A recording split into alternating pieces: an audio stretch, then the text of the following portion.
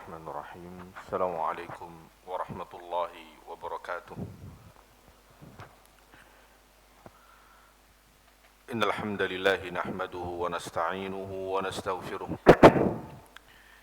ونعوذ بالله من شرور أنفسنا وسيئات أعمالنا ما يهده الله فلا مضل له ومن يضلل فلا هادي له أشهد أن لا إله إلا الله وحده لا شريك له وأشهد أن محمدا عبده ورسوله لا نبي بعده قال الله تعالى في كتابه الكريم يا أيها الذين آمنوا اتقوا الله حق تقاته ولا تموتن إلا وأنتم مسلمون وقال يا أيها الناس اتقوا ربكم الذي خلقكم من نفس واحدة وخلق منها زوجها وبث منهما رجالا كثيرا ونساء واتقوا الله الذي تساءلون به والأرحام إن الله كان عليكم رقيبا وقال يا أيها الذين آمنوا اتقوا الله وقولوا قولا سديدا يصلح لكم أعمالكم ويغفر لكم ذنوبكم ومن يطع الله ورسوله فقد فاز فوزا عظيما أما بعد فإن خير الحديث كتاب الله وخير الهدي هدي محمد صلى الله عليه وسلم وشر الأمور محدثاتها وكل محدثة بدعة وكل بدعة ضلالة وكل ضلالة في النار. Para hadirin kaum muslimin wal muslimat jamaah Masjid Al-Ikhlas yang semoga dimuliakan Allah, alhamdulillah segala pujian hanya milik Allah atas nikmat, rahmat, hidayah dan taufiknya. Kembali pada kesempatan berbahagia di pagi hari ini, kita dalam keadaan sehat walafiat. Kita mendapat kesempatan untuk senantiasa meningkatkan keimanan dan ketakwaan. Yang keduanya merupakan bekal bagi seorang hamba pada hari tidak lagi ada manfaat banyaknya harta dan kemudian anak, kecuali seorang hamba menghadap Rabbnya dalam keadaan hati yang selamat. Mudah-mudahan Allah subhanahu wa ta'ala senantiasa membimbing kita semua, memberikan kita hidayah dan taufiknya, sehingga kita teguh di atas sunnah nabinya dan diwafatkan di atas agama. Senantiasa tercurah bagi Nabi yang mulia, salawatullahi wassalamuhu alaih, beserta keluarga, sahabat dan umatnya yang komitmen dengan sunnah beliau hingga kiamat kelak. Para hadirin kaum muslimin wal muslimat rahimani wa rahimakumullahu jami'an. Bulan Ramadan tinggal hitung hari ke depan. Hanya tinggal beberapa hari saja. Bulan Ramadan bukan sekedar bulan yang Allah subhanahu wa ta'ala curahkan keutamaan yang demikian banyak. Akan tetapi bulan Ramadan ibarat mesin akselerasi, Pak. Bagaimana seorang hamba melakukan percepatan ketika dia merasa tertinggal, ya bulan Ramadan lah momentum kita mengejar ketertinggalan. Ketika seorang hamba merasa dirinya biasa-biasa saja, maka bulan Ramadan lah momentumnya untuk dia menjadi seorang hamba yang luar biasa. Oleh karenanya perlu dilakukan persiapan yang sungguh-sungguh untuk benar-benar kita berjumpa dengan bulan Ramadan. Persiapan diri harus dilakukan. Persiapan diri mutlak harus dilakukan. Tidakkah kita belajar dari bagaimana Allah subhanahu wa ta'ala memperlakukan nabinya ketika beliau hendak diangkat oleh Allah dalam peristiwa Isra dan Mi'raj, peristiwa yang sangat agung. Ketika Allah subhanahu wa ta'ala mengangkat nabinya ke tempat yang paling tinggi, ke tempat yang paling agung, untuk menerima perintah yang paling agung, salat 5 waktu. Allah subhanahu wa ta'ala tidak mengangkat nabinya dalam keadaan yang biasa-biasa saja. Akan tetapi Allah kondisikan nabinya dengan kondisi terbaik. Maka saat itulah dilakukan pembedahan dada Nabi yang kesekian kalinya, Pak. Jadi beberapa kali Nabi SAW dibedah dadanya. Dibedah secara zahir, benar-benar bedah, bukan maknawi. Sebagian riwayat menyebutkan 3 kali. Sebagian lagi menyebutkan 2 kali. Di masa kecilnya, ketika di bawah pengasuhan Halimatus Sa'diyah, sehingga dia ketakutan ketika sedang bermain dengan anak-anaknya Halimatus Sa'diyah. Anak-anaknya cerita jika ada beberapa pria yang membedah dadanya Nabi SAW ketika masih kecil. Dikeluarkan jantungnya, kemudian dibersihkan, disucikan oleh Allah Subhanahu wa taala. Saking takutnya Halimatus Sa'diyah, nanti Nabi tertimpa sesuatu dikembalikan ke Makkah ke ibunya. Karena peristiwanya benar-benar kejadian, ya, benar-benar kejadian. Dan bekas pembedahan itu nggak hilang, Pak. Ya. Bukan kemudian dibedah kembali lagi seperti semula, nggak, bekasnya nggak hilang. Ya. Kalau orang bekas operasi, Pak, ya, itu kan apa namanya, selulit apa istilahnya itu, Pak, ya. Ya, bekas jahitan itu nggak hilang. Ya, sehingga dipulangkan oleh Halimatus Sa'diyah kepada ibunya karena dia takut nanti kejadian kenapa-napa dengan Nabi yang waktu itu masih anak-anak. Dan kemudian peristiwa kedua ketika Nabi SAW hendak Isra dan Mi'raj.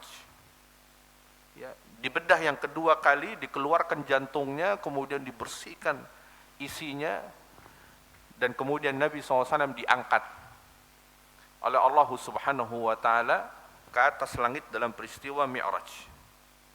Jadi para hadirin rahimani wa rahimakumullahu jami'an, satu pelajaran yang kita bisa petik dari peristiwa itu adalah apabila kita menghadapi satu momentum besar, perhelatan akbar, bulan yang satu-satunya, Pak, tidak ada duanya, keutamaan yang Allah berikan demikian besar, maka tentunya seorang hamba tidak bisa hanya dalam keadaan seperti biasa. Perlu ada persiapan untuk dia benar-benar mendapatkan keutamaan yang ada di dalamnya. Persiapan yang sungguh-sungguh, bukan retorika.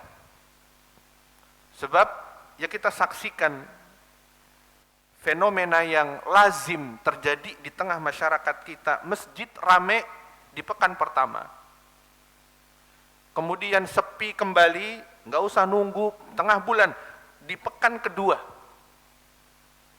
Di pekan pertama orang masih malu-malu, makan minum nggak puasa di pinggir jalan.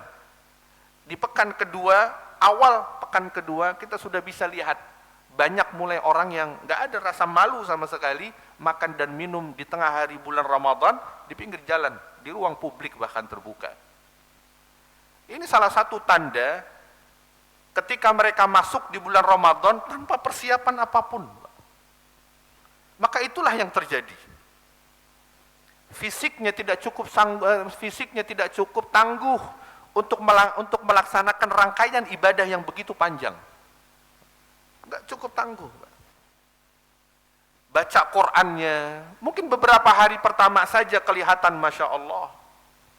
Beberapa hari kemudian semua itu hilang.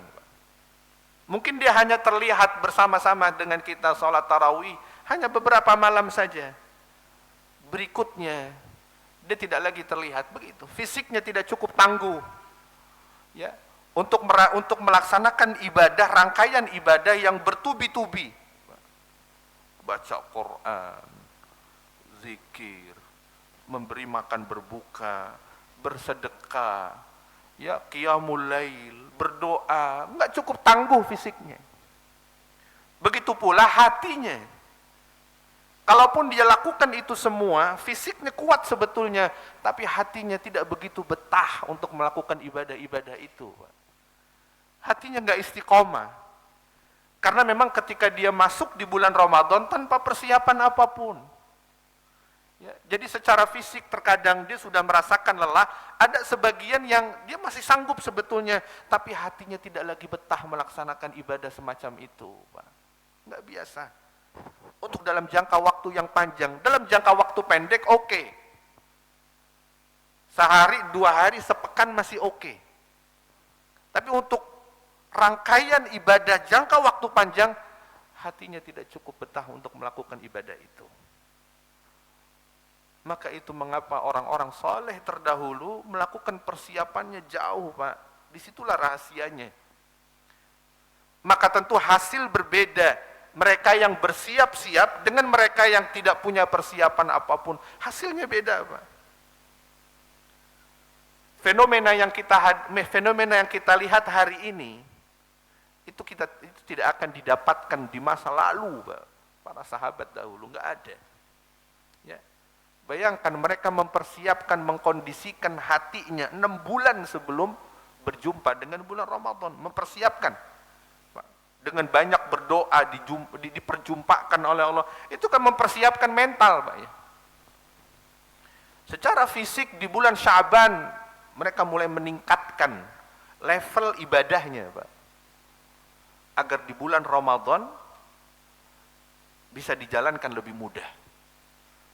Memang beda hasilnya dengan mereka yang tidak mempersiapkan dirinya sama sekali. Udah, dia mengalir begitu saja. Seperti pada bulan-bulan lainnya. Ya, masuk, keluar, seperti kebanyakan bulan-bulan lainnya yang dia lakukan. Maka begitulah keadaannya. Nggak ada yang istimewa dari dirinya. Dan tentu hal itu tidak ingin terjadi pada diri kita. Maka tentu banyaklah kita meminta permohonan, pertolongan kepada Allah. Karena segala sesuatunya, kekuatan, daya kita, keteguhan hati kita, semua ada di tangan Allah Subhanahu wa ta'ala. Kita memohon kepadanya atas kelemahan diri kita, diberikan kekuatan menjalankan ibadah secara maksimal. Para hadirin kaum muslimin wal muslimat rahimani wa rahimakumullahu jami'an. Kembali kita lanjutkan kajian kita dari bab fadlu ta'jilil fitri wa ma yuftiru alaihi wa ma yaquluhu ba'da iftarihi, yaitu bab anjuran kita menyegerakan berbuka. Ini pembahasan pas betul, Pak, ya. Kita sampai pada bab siyam, ya, dan sebentar lagi kita masuk bulan Ramadan insyaallah. Disebutkan oleh penulis Imam Nawawi rahimahullah dalam bab tersendiri, yaitu bab anjuran dalam agama menyegerakan berbuka. Pertanyaannya, mengapa hingga dianjurkan seperti ini, Pak? Padahal yang namanya orang sedang kelaparan berbuka, itu kan udah naluri, Pak. Nggak usah didorong-dorong, nggak usah dimotivasi, udah dengan sendirinya lah. Dia paham secara naluriah, dia akan berbuka di awal waktunya. Secara naluriah. Namanya orang menahan makan dan minum 12 atau hampir 13 jam. Secara naluriah, dia akan menunggu waktu berbuka, kapan dia boleh lagi makan dan minum. Cuma pertanyaannya, mengapa hingga dianjurkan permasalahan ini? Yang seandainya tidak dianjurkan pun, bahkan kita dapatkan begitu banyak hadis Nabi SAW yang menganjurkan masalah ini, menyegerakan. Seandainya tidak dianjurkan pun, kita ngalir, Pak. Ya, secara naluriah, ya kita akan, ya bagaimana memenuhi kebutuhan kita seharian, menjalankan puasa 13 jam. Ada rahasia di baliknya, kenapa hingga dianjurkan oleh Nabi SAW. Memang sebab ahli kitab dahulu kalau puasa, orang-orang Yahudi dan Nasrani, wabil khusus Yahudi, itu kalau puasa berbukanya sampai bintang itu jelas terlihat, Pak. Sampai bintang itu terjelas lihat. Jadi sebetulnya orang-orang Yahudi juga menjalankan puasa seperti kaum muslimin. Tapi entah mengapa, Allahu a'lam, ya, saya nggak tahu, nggak pernah dengar aja kalau ada ibadah puasa di tengah mereka. Ya memang tidak ada Yahudi juga secara umum, Pak, ya. Tapi kalau di Manado, saya dengar-dengar ada komunitas Yahudi, Pak. Meskipun dia kecil komunitasnya di Manado tuh, Allahu a'lam. Tapi kalau di kebanyakan daerah wilayah di Indonesia kita tidak dengar komunitas Yahudi. Makanya kita nggak tahu. Dan Yahudi internasional pun juga tidak diinformasikan kalau mereka menjalankan ibadah syariat puasa. Kita kan nggak pernah dengar. Tidak seviral kalau kaum muslimin menjalankan syariat puasa tuh. Ya, beritanya internasional. Bahkan sekarang di barat mulai tren orang-orang kafir mereka berpuasa tuh. Ya, mereka upload di media sosialnya, mereka ingin merasakan sensasinya bagaimana sih orang-orang Islam menjalankan puasa. Apalagi sekarang di liga-liga internasional, ya, apakah itu cabang olahraga basket, sepak bola, liga internasional, itu jadi pemandangan yang biasa ketika di bulan Ramadan turnamen tetap berjalan, begitu masuk waktu berbuka, pertandingan dihentikan. Diberilah kesempatan kepada para pemain kaum muslimin untuk berbuka, ada yang makan pisang, itu jadi pemandangan di stadion yang ya, ribuan pasang mata menyaksikan fenomena itu. Ya. Seolah mereka heran dengan ibadah puasa. Loh, mereka kan biasa, mereka kan agamanya kalau nggak Yahudi kan Nasrani, Pak. Kan itu pertanyaannya. Kenapa mereka merasa aneh dengan ibadah puasa? Padahal dalam catatan banyak sejarah orang-orang Yahudi juga menjalankan puasa. Ya, orang-orang Yahudi juga puasa. Di dalam ajaran mereka, mereka puasa pada tanggal 10 Muharram. Makanya kan disebutkan dalam hadis ketika Nabi hijrah dari Makkah ke Madinah, apa yang Nabi temukan dari komunitas Yahudi, mereka puasa pada tanggal 10. Maka Nabi SAW bertanya, loh, momentumnya apa kalian puasa tanggal 10? Ini orang-orang Yahudi, kata Nabi SAW. Lalu mereka mengatakan, ya karena tanggal 10 Allah menyelamatkan Nabi Musa dari kejaran Fir'aun di Laut Merah.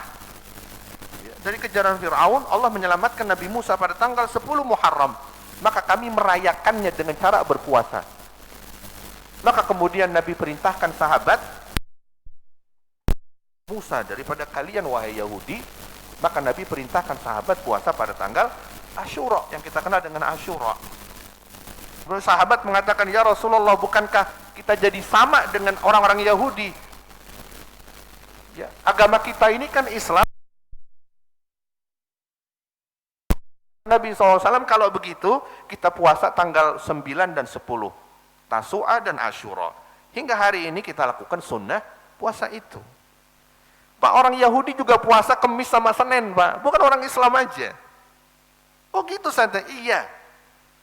Ada catatan dalam sejarah orang Yahudi itu puasa Senin Kemis, Pak. Ya. Bukan kita menyamai syariat mereka, enggak. Memang harinya sama, tapi sebabnya beda. Orang-orang Yahudi punya keyakinan kenapa mereka puasa Kemis dan Senin. Kalau kita Senin Kemis, Pak, ya. Kalau mereka Kemis dan Senin, ya sama aja, Kemis dan Senin kan kita. Apa sejarahnya mereka puasa Kemis dan Senin? Disebutkan bahwa Nabi Musa alaihi salam ketika mendaki Bukit Tursina, menerima wahyu, itu naiknya hari Kemis, turun bukitnya hari Senin, Pak. Jadi naiknya hari Kemis, turunnya hari Senin. Kemudian dijadikanlah oleh orang-orang Yahudi, mereka puasa Kemis dan Senin. Ada yang pernah dengar, Pak, sebelumnya orang Yahudi sekarang menjalankan puasa ini? Ya Allahu alam ya, Yahudi internasional. Saya belum pernah baca masalahnya. Mereka menjalankan puasa itu apa enggak? Ya, cuma puasa itu ada. Ya, bahkan puasanya orang-orang Yahudi itu sampai 50 hari, Pak. Kalau kita 30 hari, mereka puasanya 50 hari. Tapi kemudian berubahlah. Ya karena memang mereka orang yang gemar merubah agamanya sendiri. Maka perlahan-lahan syariat itu hilang, tenggelam sudah. Dan hari ini kita belum dengar lagi bahwa mereka menjalankan puasa secara masif. Ya, kalau kita kan menjalankan puasa Ramadan, ya sudah, ini berlaku secara internasional. Mau orang Arab, non-Arab, Afrika, Asia, di seluruh dunia serentak menjalankan puasa Ramadan selama 1 bulan. Nah, ini kan sifatnya global, Pak, ya. Kalau mereka belum pernah dengar saya, ya, padahal ya sebaran agama mereka cukup besar di Eropa. Nah, tapi tidak ada sama sekali yang belum saya dengar. Begitu pula orang-orang Nasara, orang-orang Nasrani juga puasa. Ya. Malah orang-orang Nasrani kalau puasa sahurnya tengah malam, Pak. Kalau kita sahurnya ya menjelang waktu subuh seperti ini, ya sebelum azan subuh, orang-orang Nasrani itu kalau puasa itu sahurnya tengah malam. Ya. Nanti berbukanya kalau buat orang-orang tua nanti pas zuhur. Ya. Puasa tengah hari, Pak. Zuhur baru buka puasa. Kalau yang anak-anak muda 1 jam sebelum matahari terbenam mereka berbuka puasa. Ya, buka puasa. Dan itu pun ada pantangan makanannya, dan mereka tidak makan dan tidak minum, sama Pak kayak kita, nggak makan, nggak minum, nggak berhubungan suami istri. Tapi saya pernah dengar ada info orang Nasrani puasa, dia bilang puasa tapi tetap minum, Pak, cuman nggak makan aja. Artinya mungkin berbeda antara satu gereja dengan gereja lain, mungkin mereka punya aturan main yang berbeda-beda, nggak serentak seperti kita kaum muslimin. Ya. Begitulah mereka 1 jam sebelum terbenam matahari mereka berbuka. Ya, hanya saja makanannya diatur, nggak boleh makanan yang ya sifatnya warnanya merah, daging-daging nggak boleh. Ya, mereka hanya makan yang ya putihan, Pak. Nasi putih. Ya, kalau beli tahu juga jangan tahu kuning, Pak, tahu putih. Ya, pokoknya semua yang berwarna putih lah. Ya, dagingnya daging putih, daging ayam. Ya.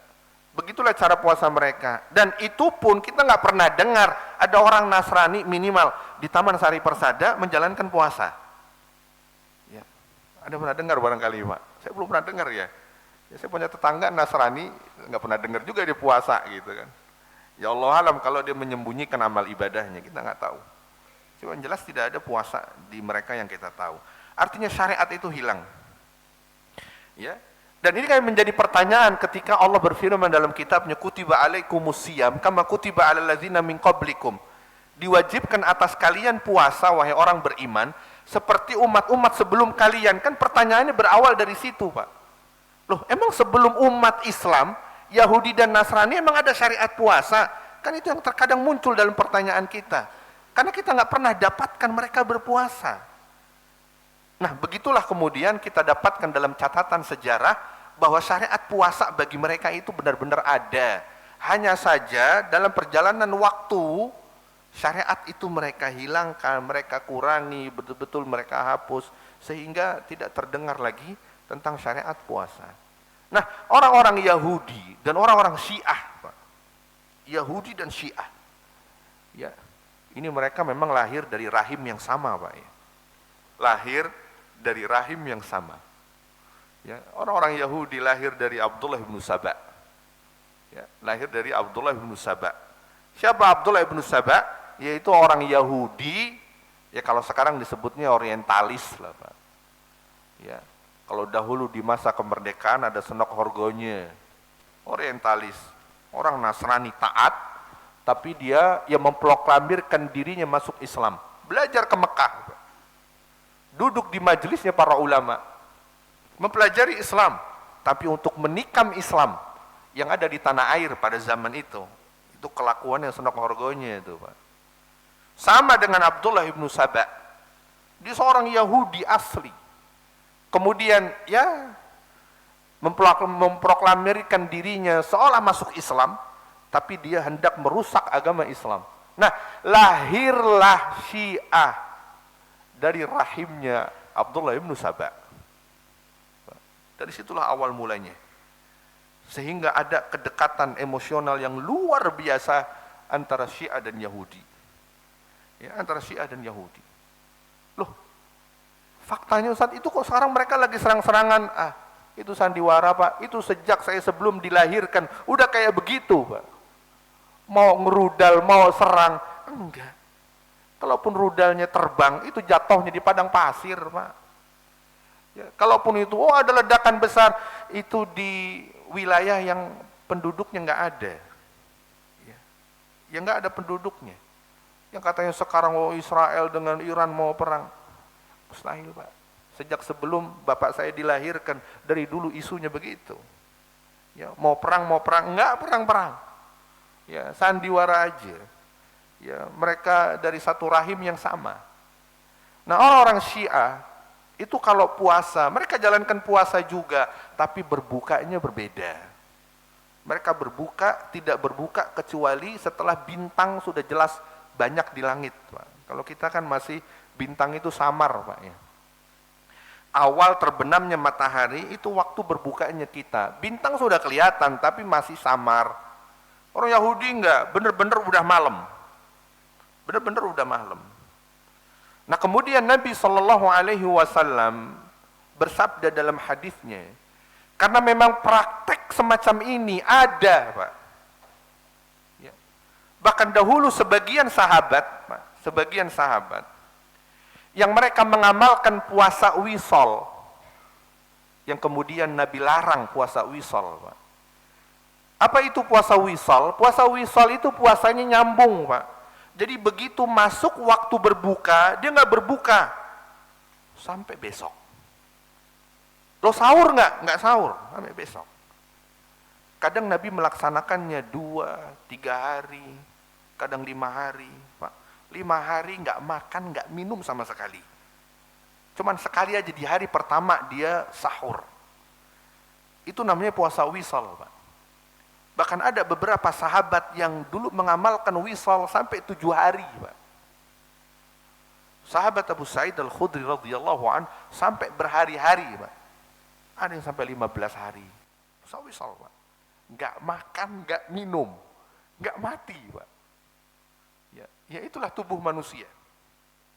Jadi kalau ada orang hari ini, Pak, pada hari pertama Ramadan, dia batalkan puasanya karena alasan panas, haus, lapar. Itu semua karena faktor kemalasan dirinya, Pak. Ada sebagian orang di hari pertama bulan Ramadan, Pak, dengan segudang alasan dia batalkan puasanya. Padahal dahulu sahabat, Pak, puasa wisol. Nggak ada berbuka, nggak ada makan sahur, berhari-hari. Dan itu di bawah terik matahari ekstrim tanah Arab, Pak. Kalau Ramadan, tahu sendiri panasnya kayak apa, Pak. Ya, itu kadang suhu sampai lebih dari 45 derajat, Pak. Saya pernah sampai 48 derajat Celcius di bulan Ramadan. Ya, mereka biasa menjalankan puasa. Dan memang ada kesenangan batinnya, ada ketenangan batinnya mereka menjalankan puasa. Ya, ada ketenangan batin menjalankan puasa. Jadi mereka yang membatalkan puasanya di negara yang, oh Masya Allah, relatif adem, Pak, Indonesia. Ya, dengan alasan, oh panas lah, haus lah, lapar, hari pertama dibatalkan. Itu semua karena kemalasan dirinya, Pak. Ya, karena lemah dan malas dirinya. Ya. Dan puasa wisol kemudian dilarang oleh Nabi SAW, nggak boleh puasa wisol. Ya. Kemudian para sahabat bertanya, ya Rasulullah, antum kok puasa? Ya, kata Nabi SAW, ada pengecualian bagi saya, kata Nabi.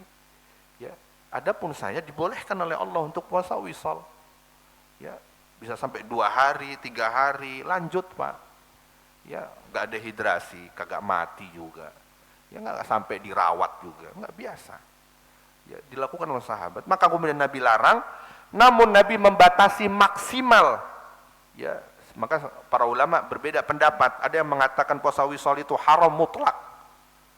Ada yang mengatakan ya boleh, tapi dengan catatan maksimal dia berbukanya pada waktu sahur. Jadi seperti orang menunda waktu berbuka, Pak. Seperti orang menunda waktu berbuka, maksimal dia waktu sahur makan. Sehingga para ulama berpendapat puasa wisol boleh, tapi dengan catatan terakhir maksimal itu waktu sahur pada hari yang sama. Ya. Jadi kalau mau puasa wisol itu hanya mengakhirkan waktu berbukanya saja. Nah, itu karena sahabat gemar berpuasa, Pak.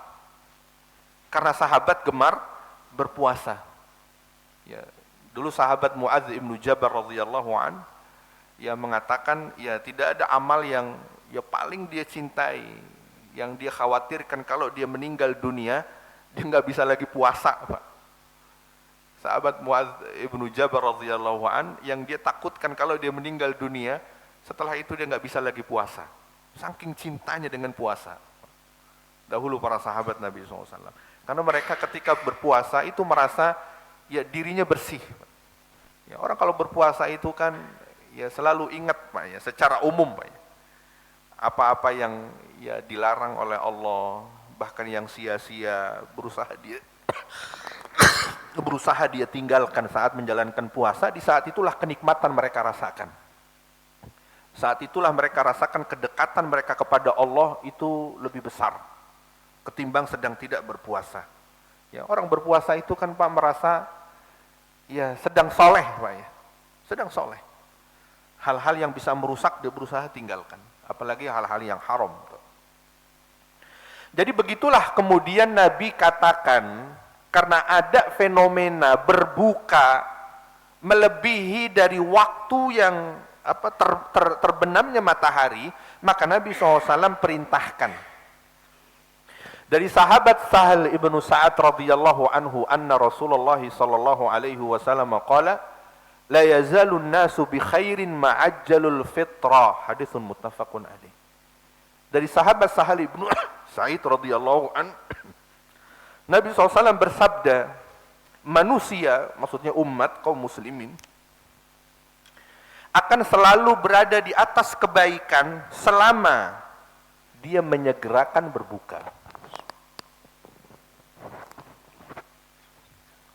Bukan mempercepat, tapi menyegerakan berbuka. Begitu masuk waktu berbuka, segera. Itu maknanya. Bukan sebelum waktunya. Jadi begitu dinyatakan masuk waktu berbuka, maka menyegerakan berbuka. Kata Nabi, manusia, umat Islam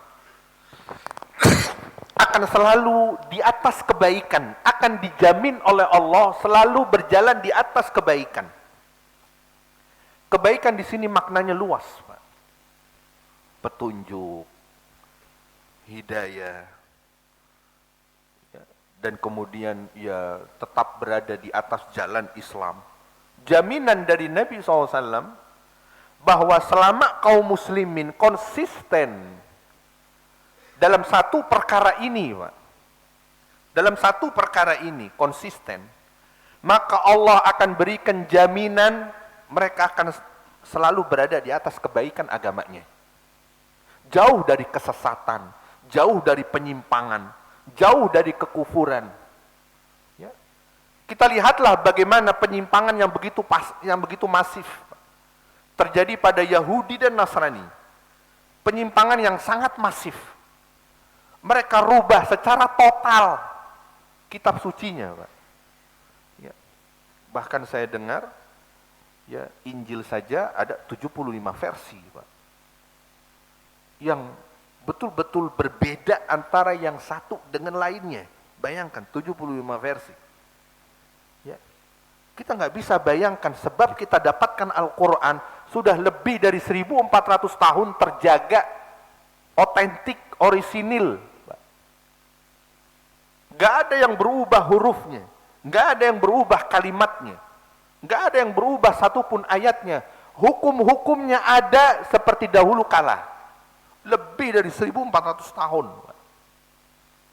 Sehingga kita nggak bisa bayangkan bagaimana apa yang terjadi dengan Taurat dan dengan Injil yang berubah demikian masifnya. Hilang sebagian besar hukum-hukumnya. Bahkan berubah redaksinya, Pak. Bukan hanya hilang dan berubah hukumnya, bahkan redaksinya berubah. Redaksinya berubah. Lebih dari 70 versi bahkan. Ya. Begitulah bagaimana terjadi penyimpangan, kesesatan, kekufuran.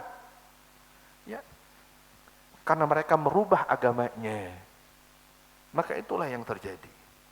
Maka Nabi SAW mendorong, mengajak semua kaum muslimin selama mereka menyegerakan berbuka sudah menjadi satu poin kebaikan di mana Allah Subhanahu wa taala menjamin seseorang senantiasa berada di atas kebaikan agamanya kalau dia konsisten. Ya. Sehingga Pak, meskipun dahulu sahabat ada yang melakukan puasa wisol, tetap Nabi sampaikan yang afdol kalau puasa matahari terbenam segera berbuka. Yang paling afdol.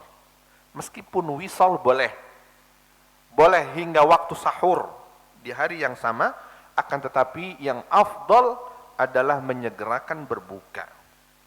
Para hadirin kaum muslimin wal muslimat rahimani wa rahimakumullahu jami'an.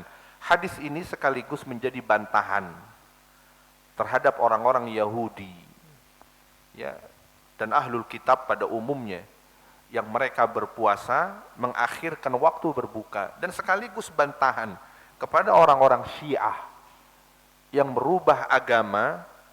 Bagaimana dahulu Nabi SAW perintahkan menyegerakan berbuka, mereka mengakhirkan berbuka. Ya, mengakhirkan berbuka. Dan hadis ini memberikan pelajaran kepada kita bukti ketaatan kepada sunnah Nabi SAW. Setiap orang yang berusaha taat terhadap sunnah Nabi SAW, Allah akan jaga dia senantiasa di atas kebaikan. Allah akan jaga senantiasa berada di atas kebaikan. Mereka yang konsisten dengan sunnah Nabi SAW. Buktinya adalah ini. Satu, dari sekian banyak sunnah, konsisten berbuka di waktu awal atau menyegerakan berbuka di awal waktu, itu akan menjadikan sebab seorang hamba, ya, akan senantiasa berada di atas sunnah nabinya. Kemudian hadis ini merupakan manifestasi, Pak, bentuk kasih sayang Allah Subhanahu wa taala kepada hambanya. Setelah mereka berpuasa menahan lapar dahaga 12 hingga 13 jam rata-rata, ya, kalau di kita umumnya antara 12 sampai 13 jam. Ya, kalau di daerah yang ya cuaca padang pasir, ya, subtropis, itu beda-beda, Pak, ya. Kalau di kita daerah tropis ini relatif stabil. Dan kita bersyukur kepada Allah, Pak, ya, bahwa ya puasa kita tuh optimal, ya, stabil di 12-13 jam, ya, selama bulan Ramadan, ya, selama bulan Ramadan, ya, dan sepanjang tahun begitu. Alhamdulillah, ya, ini satu bentuk kenikmatan Allah bagi kita yang tinggal di, ya, daerah tropis seperti negeri kita. Ya, adapun di negara-negara lain ada yang cuman ya puasa beberapa jam saja. Ada yang berpuasa di musim salju, ya, tidak terasa sensasinya bagaimana seseorang kelaparan dan kehausan karena Allah, Pak. Kita lapar dan haus bukan karena nggak punya uang, tapi kita kelaparan dan kehausan karena Allah. Disitulah sensasinya. Disitulah kenapa sahabat Mu'adz bin Jabal radhiyallahu taala anhu khawatir kalau meninggal nanti nggak bisa puasa lagi, karena dia merasakan nikmatnya sensasi ketika kelaparan, kehausan, itu semua karena Allah. Bukan karena nggak punya uang, bukan karena nggak ada masakan di rumah, ya, tapi karena Allah Subhanahu wa taala. Disitulah nikmatnya, Pak. Ya. Nah, Allah Subhanahu wa taala ya melihat hambanya, ya, berpuasa 12 sampai 13 jam ini cukup melemahkan fisik, melemahkan tubuh, sedangkan dia ada tuntutan ibadah nanti di malam hari. Ada qiyamul lail, ya, ada kemudian nanti qiraatul Quran, ada dia waktu saat dia berdoa dan lain sebagainya, maka Allah syariatkan berbuka puasa di awal waktu agar energinya kembali seperti semula, sehingga dia bisa menegakkan punggungnya, mendirikan ibadah salat malamnya. Nah, ini bentuk kasih sayang Allah sehingga seorang hamba secara optimal melakukan ketaatan, mendapatkan sekian kebaikan dan keutamaan di malam hari dan di siang hari. Di siang hari dia mendapatkan keutamaan menjalankan puasa, di malam harinya dia pun optimal mendapatkan keutamaan melaksanakan ibadah di malam hari. Jadi begitulah bentuk kasih sayang Allah sehingga ya seorang hamba di siang harinya mendapatkan banyak pahala, di malam harinya pun begitu, ya, optimal mendapatkan pahala. Ini kebaikan bagi seorang hamba. Kemudian hadis ini juga memberi peringatan untuk tidak bersikap berlebih-lebihan, Pak, hulu. Ya. Sebab sebagian orang mengira kalau dia mengakhirkan berbuka sehingga penderitaan lapar dan hausnya makin lama, mereka mengira ini makin afdol. Ya. Makin berat penderitaannya, makin besar ujiannya, menjalankan ketaatan kepada Allah itu lebih afdol. Enggak, faktanya enggak begitu. Enggak begitu. Di dalam agama yang paling diutamakan adalah mereka yang paling tepat menjalankan sunnahnya. Yang paling tepat menjalankan petunjuk, Pak. Bukan yang paling berat menjalankan ujian agamanya, bukan. Tapi yang paling tepat terhadap petunjuk nabinya, itu yang paling dituntut. Yang paling tepat terhadap petunjuk nabinya. Jadi kebaikan itu bukan terletak pada seberapa besar ujian seorang hamba menjalankan perintah. Kebaikan tidak dilihat di situ, tapi kebaikan diukur dari seberapa tepat seorang hamba mengikuti petunjuk nabinya. Mengikuti petunjuk nabinya. Seberapa tepat. Makin tepat, itu yang paling afdal. Yang paling afdal. Makanya ketika disebutkan firman Allah, Alladzi khalaqal mauta wal hayata liyabluwakum ayyukum ahsanu amala. Seorang ulama Fudail bin Iyad rahimahullahu taala mengatakan ahsanu amala, Allah Subhanahu wa taala menciptakan kematian, kehidupan dan kematian untuk menguji manusia. Ya, siapa yang terbaik amalannya? Yang dimaksud ahsanu amala, yang dikatakan terbaik amalannya, kata Fudail bin Iyad, orang yang paling tepat dengan petunjuk nabinya. Makin tepat dia dengan petunjuk nabinya, itulah yang paling ahsan. Itu yang paling baik. Bukan yang paling banyak, bukan yang paling berat, bukan yang paling dahsyat. Ya, tapi yang paling tepat dengan petunjuk nabinya. Ya, dan ini bentuk kedisiplinan waktu, Pak, ya, secara tidak langsung. Ya, orang Islam hakikatnya, Pak, mestinya kalau dia muslim yang benar, Pak, ya, mestinya dia orang yang disiplin, Pak. Bagaimana agama ini melatih diri kita untuk menjadi orang yang disiplin. Makanya aneh kalau ada seorang muslim enggak disiplin, Pak. Aneh. Tidakkah dia merasa bahwa dirinya dalam satu hari Allah melatih kedisiplinan pada dirinya. Kedisiplinan melaksanakan sholat 5 waktu, Pak. Kita dituntut tepat waktu. Bahkan bagi kaum laki-laki dituntut berjamaah. Berjamaah kan otomatis tepat pada waktunya. Ya. Bukan sekali, 2 kali waktu, 5 kali. Itu bukan hal yang sederhana, Pak. Bagaimana seorang muslim dikondisikan disiplin dalam satu hari melaksanakan sholat 5 waktunya, Pak. Dan itu dilakukan secara berjamaah tepat pada waktunya. Tidakkah dia merasa itu semua adalah proses bagaimana Allah mendisiplinkan manusia?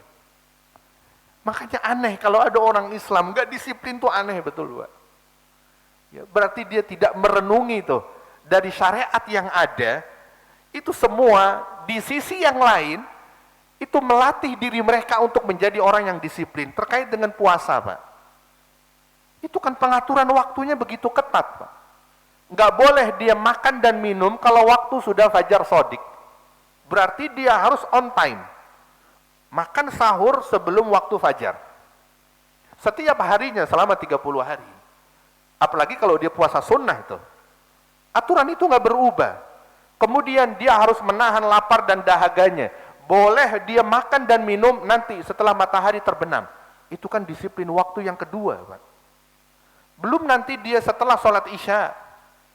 Ya, diatur betul, Pak. Disunahkan berbuka dengan kurma, dengan kurma yang masih kurma yang muda atau kurma yang tua.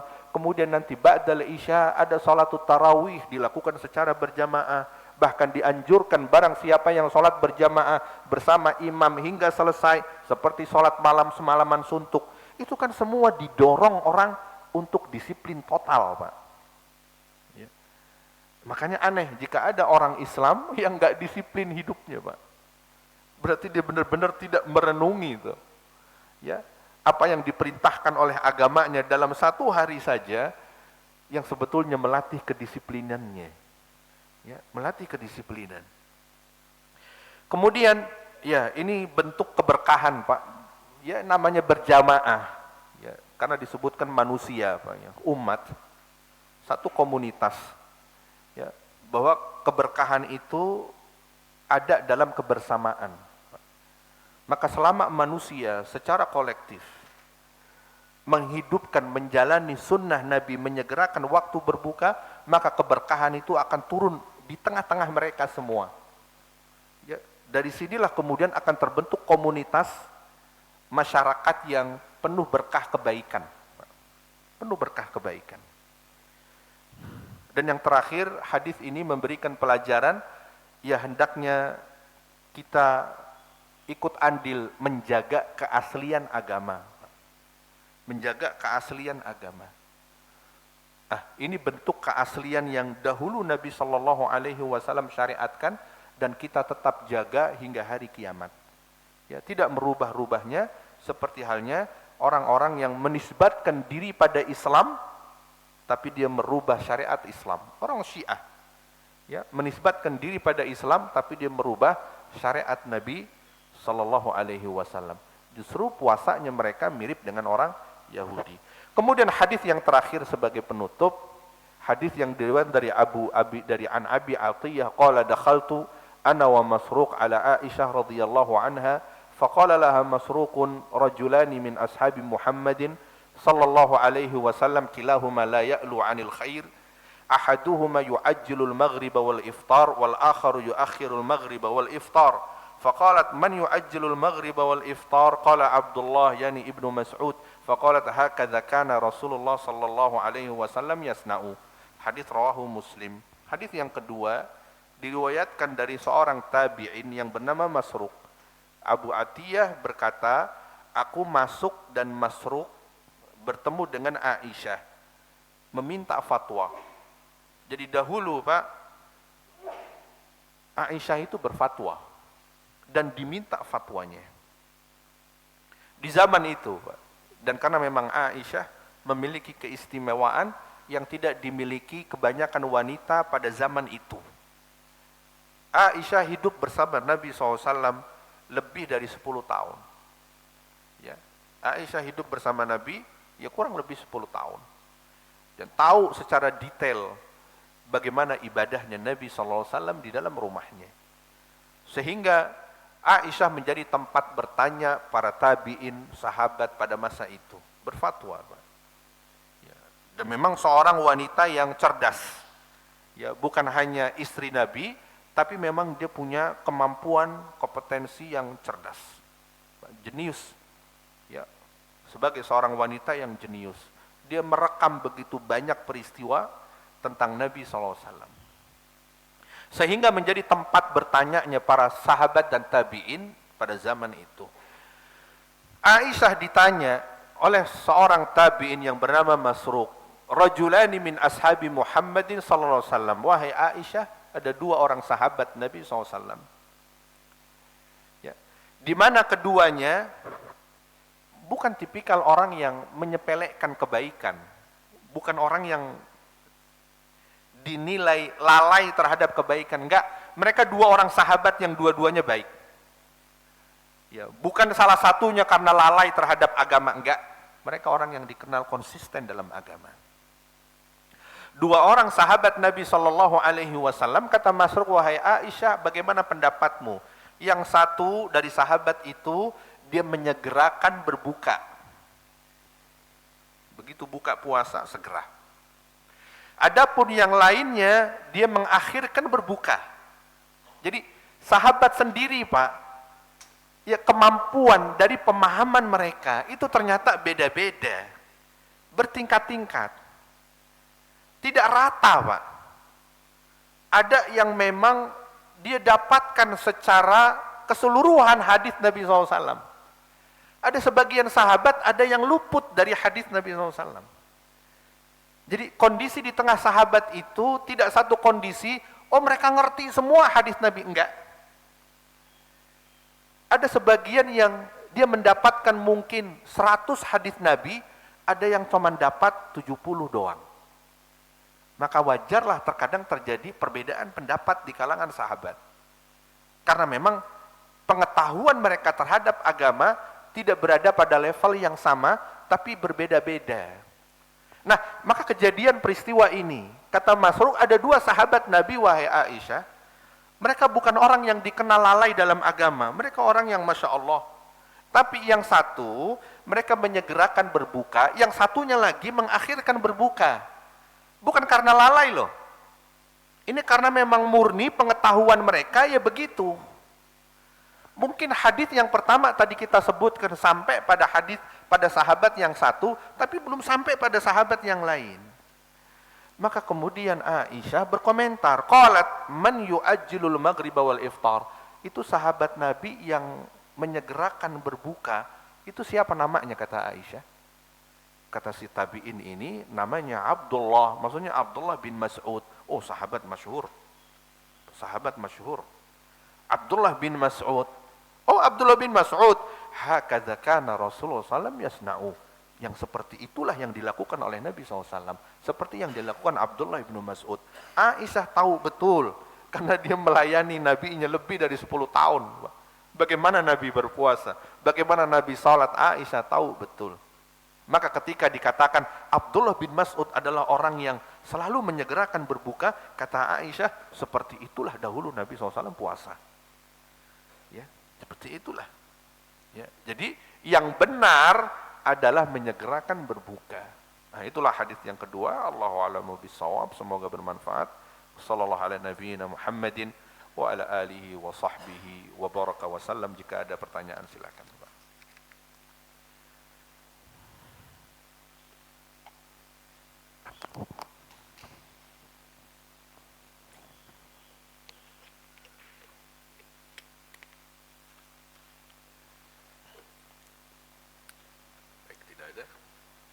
Kita tutup. Subhanakallahumma wa bihamdika asyhadu an la ilaha illa anta astaghfiruka wa atubu ilaik. Wassalamualaikum warahmatullahi wabarakatuh.